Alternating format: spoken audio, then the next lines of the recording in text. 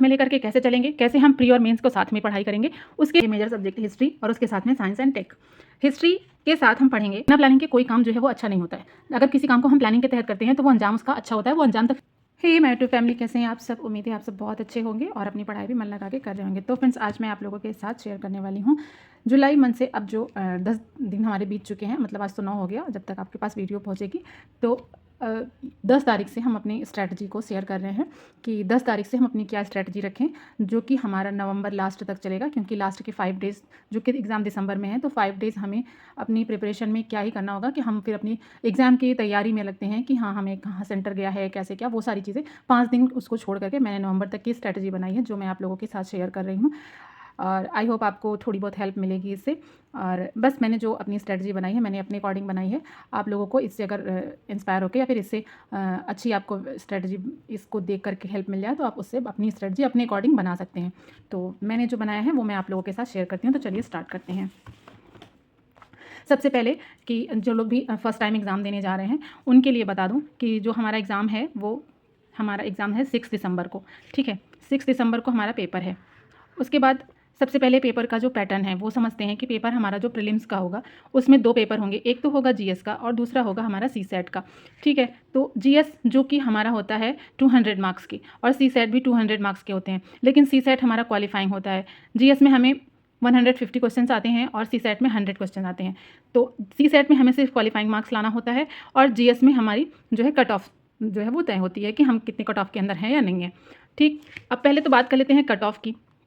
तो cut off की बात अगर हम कर लें, पिछले अभी तो 25 का कट ऑफ आया नहीं है प्रीलिम्स का, तो 23 और 24 की बात कर लेते हैं। 2023 में जो है कट ऑफ हमारी जनरल की गई थी 125, ओबीसी की 128 गई थी जनरल से ज़्यादा, और फीमेल की गई थी 124।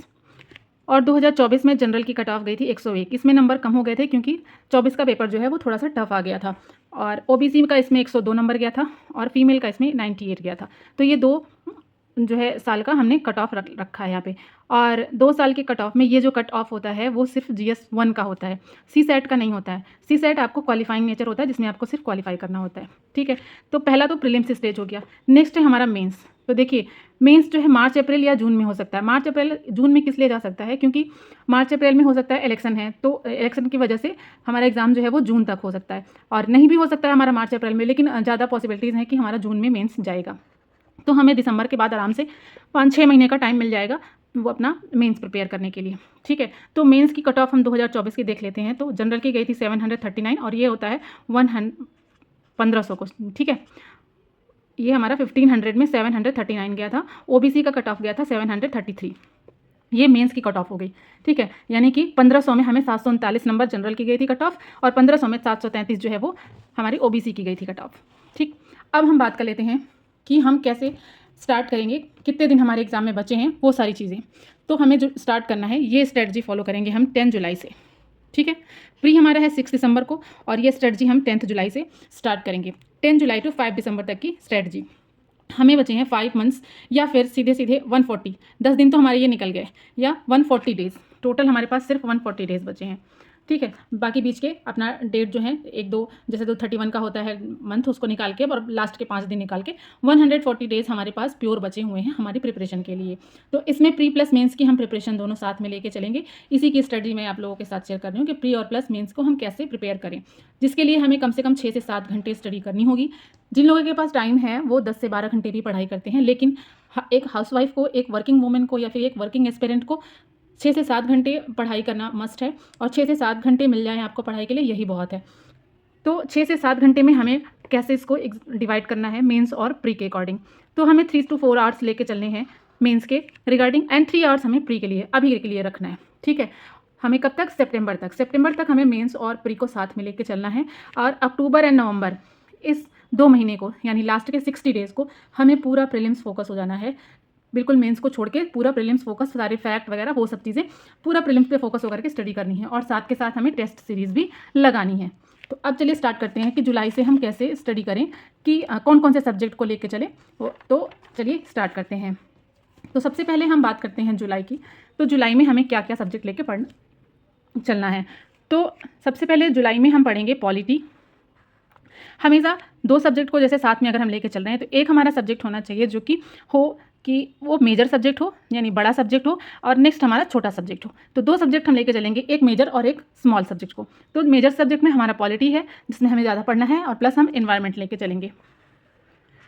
अब एनवायरनमेंट और पॉलिटी को साथ में लेकर के कैसे चलेंगे, कैसे हम प्री और मेंस को साथ में पढ़ाई करेंगे, उसके लिए हमें क्या करना है कि प्री प्लस मेंस ओरिएंटेड हमें करना है एग्जाम प्रिपरेशन।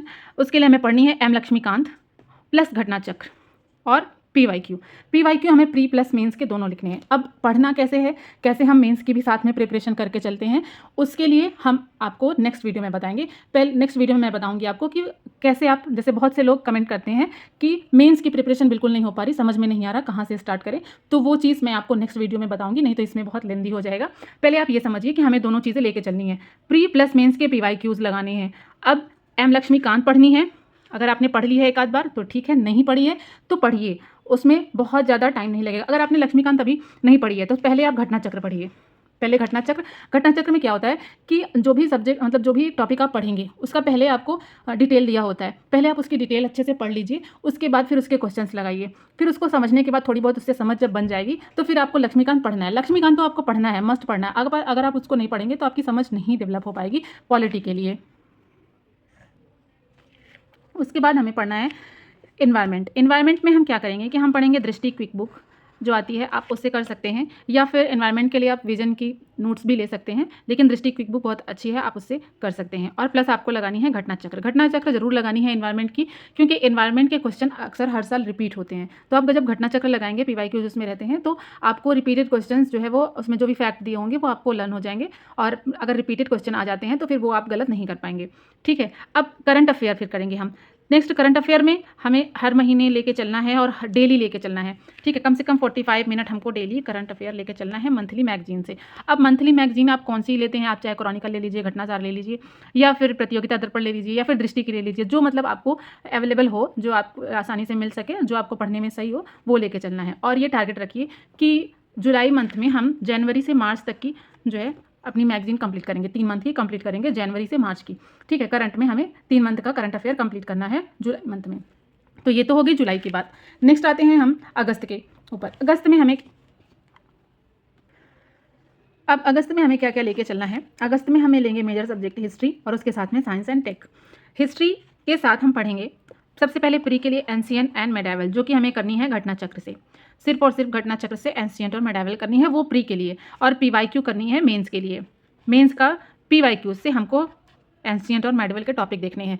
सिर्फ पीवाईक्यू जो क्वेश्चन पूछे गए हैं हिस्ट्री के उनको देखना है। और मैंने पहले भी कहा है कि आप क्वेश्चन आंसर राइटिंग आप अपने से नहीं कर पा रहे हैं तो आप पहले पीवाईक्यू से ही क्वेश्चंस को पढ़िए। पीवाईक्यू को भले ही आपको देख के लिखना पड़े, आंसर आप देख के ही लिखो। एक बार देख के लिखेंगे, 2 बार लिखेंगे, थर्ड टाइम आप उसको खुद से लिखने की कोशिश करिए कि मैंने जो लिखा है उसको मैं अपनी लैंग्वेज में लिखने की कोशिश करती हूँ। तो इस तरह से आप आंसर राइटिंग प्रैक्टिस कर सकते हैं सिर्फ पीवाईक्यू से। ठीक है, उसके बाद फिर आते हैं हम मॉडर्न हिस्ट्री। मॉडर्न हिस्ट्री हमें करनी है स्पेक्ट्रम से। स्पेक्ट्रम या फिर दृष्टि की क्विक बुक आती है, आप उससे कर सकते हैं। जिन्होंने स्पेक्ट्रम पढ़ी है उससे भी कर सकते हैं, लेकिन दृष्टि की क्विक बुक भी अच्छी होती है, आप उससे भी कर सकते हैं। और इसका भी आप पीवाईक्यू से मेंस के क्वेश्चंस लिखेंगे।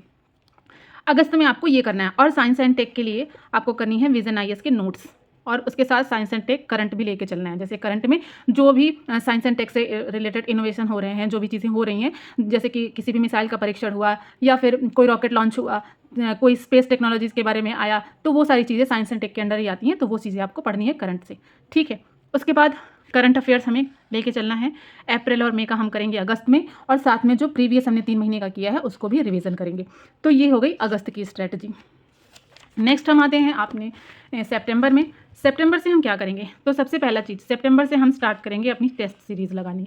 अब बहुत से लोग ये सोचेंगे कि हमारा ज्योग्राफी इकोनॉमी तो तैयार नहीं है, तो हम कैसे करें, इसके पहले तो पढ़ा हुआ है ना, कुछ तो पढ़ा हुआ है, तो वहीं से स्टार्ट करिए। जब टेस्ट सीरीज लगाएंगे और उस टाइम पे जब आप टेस्ट सीरीज भी साथ में लगाते चलेंगे, तब आपको पता चलेगा कि हम ज्योग्राफी में क्या चीज़ें पढ़ें, या फिर अभी तक हमने जो पढ़ा है उससे हम टेस्ट में क्वेश्चंस कर पा रहे हैं कि नहीं कर पा रहे हैं।